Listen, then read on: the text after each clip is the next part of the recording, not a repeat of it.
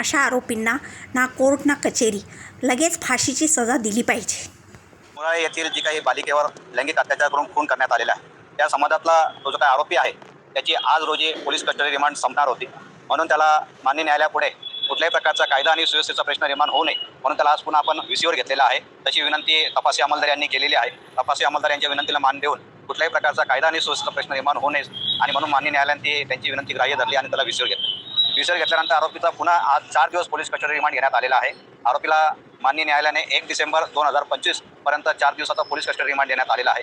यामध्ये पोलीस कस्टडीची कारणे अशी होती की आरोपीने ज्या मुलीवर लैंगिक अत्याचार करून खून केलेला आहे, तो खून त्याने ज्या हत्याराने केलेला आहे ते हत्यार अजून रिकवर झालेले नाही आहे आणि हत्यार वापरलेला आहे का याचा देखील तपास चालू आहे आणि त्या कारणावरून देखील पोलीस कस्टडी रिमांड घेण्यात आलेला आहे. अशा प्रकारचा निर्गुण खून करण्यामागे आणि निर्गुण लैंगिक अत्याचार करण्यामागे या आरोपीला कोणी मदत केलेली आहे का, त्याचा कोणी साथीदार आहे का, त्या मुद्द्यांवर देखील पुन्हा त्याचा पोलीस कस्टडी रिमांड मागण्यात आलेला आहे. शिवाय या घटनेमुळे संपूर्ण महाराष्ट्रात अतिशय मोठा जनआक्रोश आहे.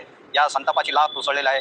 संपूर्ण महाराष्ट्रात कॅन्डल मार्च, धरणे आंदोलन, निषेध मोर्चे, रस्ता रोको हे सगळे प्रकरण चालू आहे. या घटनेमुळे संपूर्ण महाराष्ट्रामध्ये कायदा आणि सुव्यवस्थेचा प्रश्न निर्माण झालेला आहे.